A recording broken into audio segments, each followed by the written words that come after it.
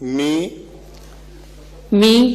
सुनेत्रा अजित पवार गांभीर्यपूर्वक प्रतिज्ञा करते की कायद्याद्वारे स्थापित झाले आहे अशा भारताच्या संविधानाबद्दल मी खरी श्रद्धा व निष्ठा बाळगीन। मी भारताची सार्वभौमता व एकात्मता उन्नत राखीन। मी महाराष्ट्र राज्याची उपमुख्यमंत्री म्हणून माझी कामे निष्ठापूर्वक व ससद्विवेक बुद्धीने पार पाडेन आणि संविधान व कायदा यानुसार सर्व तऱ्हेच्या लोकांना मी गांभीर्यपणे व निपक्षपातीपणे तसेच कोणाच्याही विषयी ममत्वभाव किंवा आकस न बाळगता न्याय वागणूक देईन।